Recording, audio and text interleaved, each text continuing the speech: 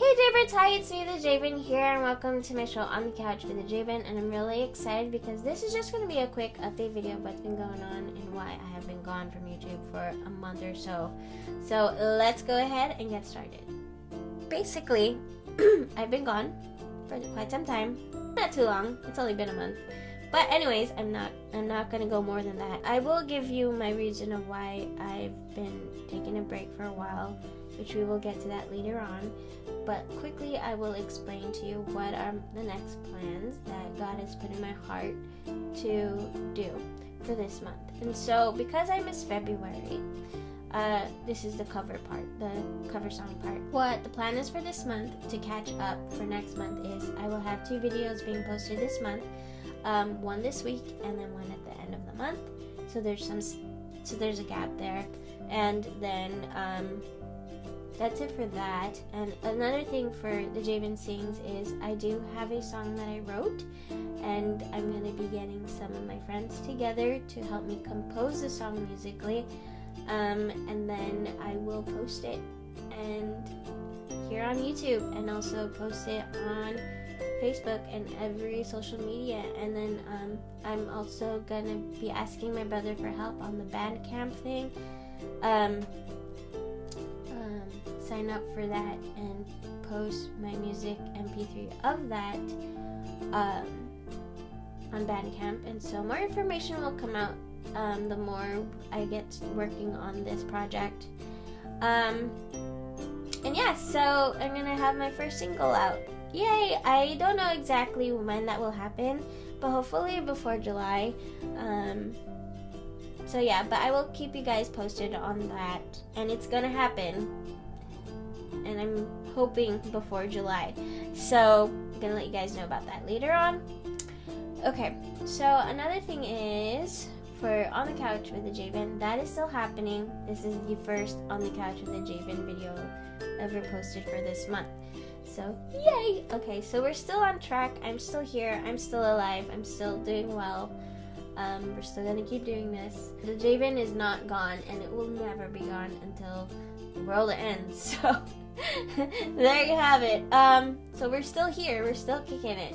I just needed some time to recuperate, some time to really think about my channel, some time to rest and just relax for a bit, because last month was a bit of a challenge for me, including the first few days of this week has been really tough on me. So just taking it really easy right now. I think for next week I'm going to post a On the Couch with a Jabin video on a topic that I would like to talk to you guys about, which is I think really important to really open up about, and that is transparency. This generation, like psychologically, is going through a lot. It's a very sensitive topic, but transparency is really important and why it needs to be done. I'm also going to have a meeting with myself in the next few days to think about topics. And if you have any idea of what I should be doing on the Couch with the Jabin, please let me know.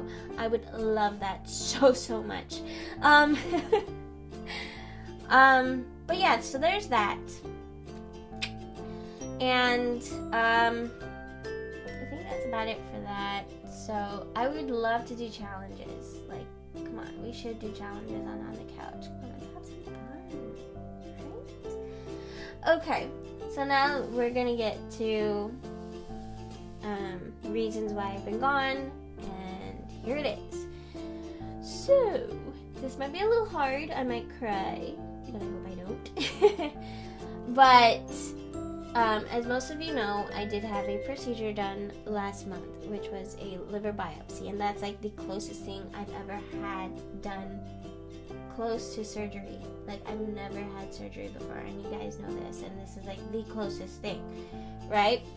So to be honest, it wasn't that bad. I guess some tips I would like to, or advice that I would like to give to you is don't overthink it and just do it. And I think it's important to do it because you want to know what's going on in your body. If there's something going on, you know, you want to get it checked and see what you can do about it. And so it all started with my blood tests from my doctor saying that the liver levels in my body aren't that good and they're a bit high. And so after a couple of months, my my digestive doctor, Dr. Schaefer, said I needed to get a liver biopsy done if you'd like to get that. And I said, sure, why not?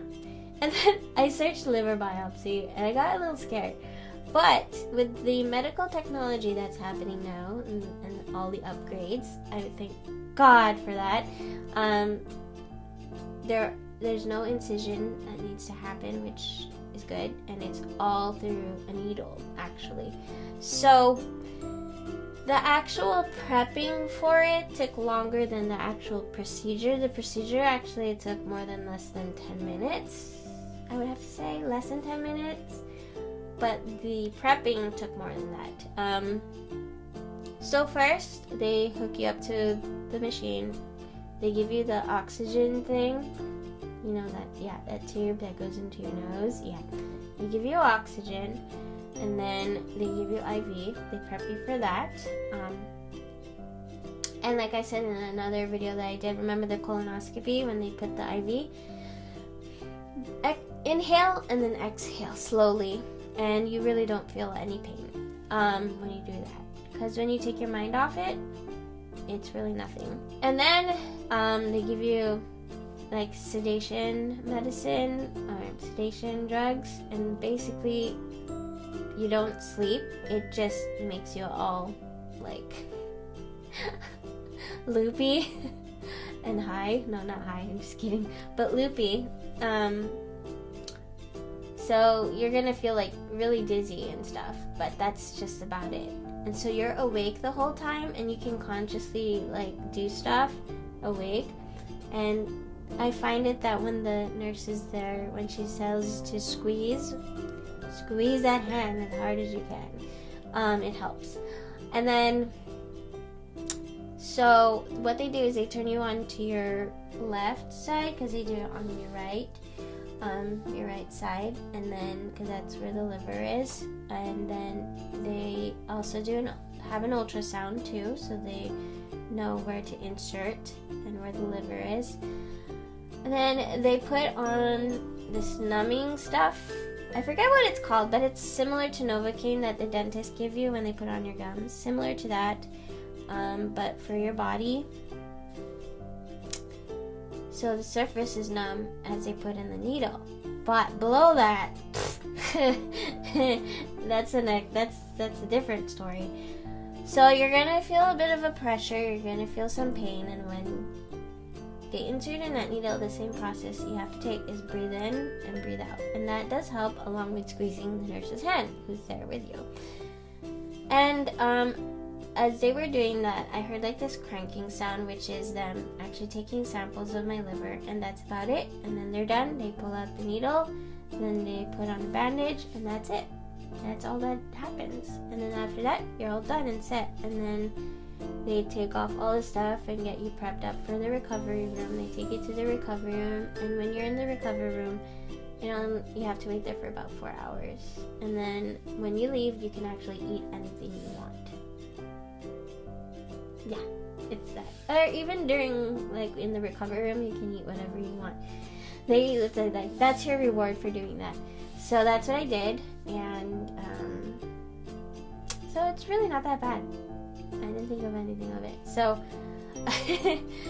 but for the next few days, you're going to be in pain, a lot of pain, even during that day. It hits you hard. Like, after 5 minutes or so, after the actual procedure, like, I had a hard time breathing, and that's going to happen because the liver is going to swell a little bit and push your lungs up, so you're going to have a hard time breathing.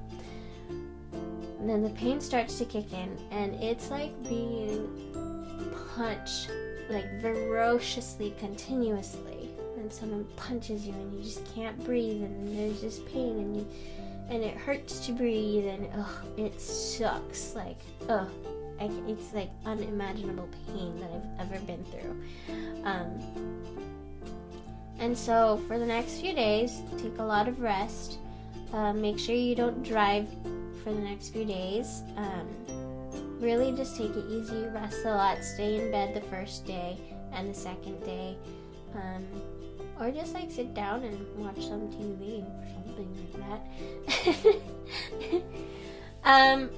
But for the pain, they just tell you to use extra strength Tylenol, so make sure you get that. It does help a little bit. It doesn't last long though, so yeah, every 6 hours take it for the next few days. So with that being said, another advice that I'd like to share is when you sleep for the first night, I recommend you sleep sitting up rather than lying down, because it hurts when you lie down. And they say that you can sleep on your right side when you're in that pain, but I recommend that you sleep sitting up. As the pain starts to subside, I think it fully goes away like around the 4th or 5th day. It really depends how fast you recover. And so after that, I was able to get my results back, and the results weren't that good. And basically, what the doctor said is that my body is accumulating a lot of copper, and instead of it breaking down the way that it should be inside the liver, it's actually going into, because it has nowhere else it could go, so it's being released into my bloodstream. And there's a lot of bad things that can happen if I don't maintain my copper intake in my body. Like, it'll kill my body slowly. And so with that being said, because of that, the doctor said that it's a big possibility that it's Wilson's disease. So after that, a few days later, I went to the place where the lab, and did another blood test for that. And I'm going to be seeing my doctor this month on the 28th, and I'll give you more information as I find out more. And with Wilson's disease, it is hereditary, so it was passed down to me, and I'm living with it. And it sucks. It really does suck, but I can't think of it all the time. You know, I still get to live my life. I still wake up every morning, and I'm totally blessed by that. It's just my life is going to be a little bit harder. So a lot of changes have to happen. Now, Wilson's disease, here's the educational part. Wilson's disease affects your liver. So with Wilson's disease, what happens is, because what happens is with Wilson's disease in your liver, is your liver isn't able to break down copper at all, and so it's not excreting into the bile, which it has to. But instead of doing that, it's storing all that copper in my liver, and it has no place to go. So instead of going into the bile, it's actually going through, being released into my bloodstream, and over time it will deteriorate my body. And there are bad things that can happen with it if I don't take care of myself, which is I could have liver failure, and there's that. And then there's also hepatitis. I could end up having that. There's other side effects too, but I forgot what it was. And biggest one is liver cancer. That can happen too. And not only does it affect what's happening in my liver, it also affects me neurologically in my brain. It can slowly deteriorate my brain, and if I don't take care of it, I could end up getting Alzheimer's and most likely dementia. That can happen too. And so with that being said, my eating lifestyle is going to change dramatically, and it already has. I've been taking small steps into having better eating habits, and so this is not a diet, it's actually a lifestyle that I have to change. And so with that, I do have a plan coming up after my talk with the doctor on the 28th. Next month, I'm actually going to start my partial vegan lifestyle, and I'm going to take it slowly each month. And so for the first month, okay, what I mean partial vegan is I'm going to allow myself to eat meat because I can. So for that first month, I'm gonna mostly be vegan, and then once a week, I'm gonna have at least in the day have at least a meal with meat, which is most likely chicken, or if it's breakfast, at least one egg, which I'm limited to. And then for protein, of course I need protein. And then I'm gonna do that once a week throughout the month for that month. And then that next month after that, I'm gonna break it down to at least twice a month, which is bi-weekly. After that month, go once a month, which is maybe just towards the end of the month, have a meat dish, and that's it. Of course with veggies, yeah, and fruits. And so there's that. And I can actually have candy, which is crazy, like, whoa. But I can't have chocolate. I'm mad about that because I love chocolate. I'm a chocolate kind of kid, and so, but, you know, there is carob, and I don't know what carob is like, so that's gonna be a new adventure for me. After that month, go completely vegan, and live like Daniel, basically, with his lifestyle, eating habit. If you don't know the story of Daniel in the Bible, basically the king asked him, or told him that he can have anything in the palace to eat, which is a lot of meat, because that's what they would eat. But Daniel decided, no, I will just have vegetables, just give me vegetables, and that's what he ate. So, and that actually brought him closer to God. So, I'm gonna go vegan by the 4th month. So, yay! So, if I start losing weight, it's not because of other things, it's because I'm actually taking care of myself. And with that month starting like that, I'm gonna start slowly also taking initiative to actually work out. I'm gonna be a healthy butt, basically, and I'm really happy about that. But it is hard because, you know, my first diagnosis was Turner syndrome, and then my second one after years later was diabetes, and now this thing. But, you know, I have conquered those first two, and I know I will conquer this next one with God by my side.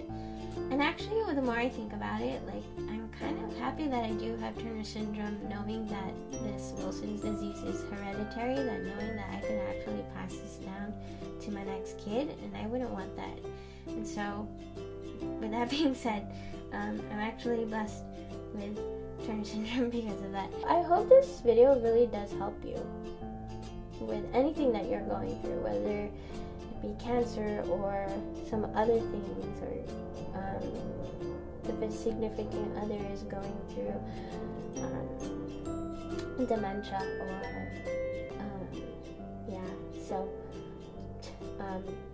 you know, God is still good in the midst of pain, in the midst of suffering. God is still good, and He's still trustworthy, because in the end, the better place that you could ever be in is in heaven, and being back home with Him is the best place that you could ever be in. So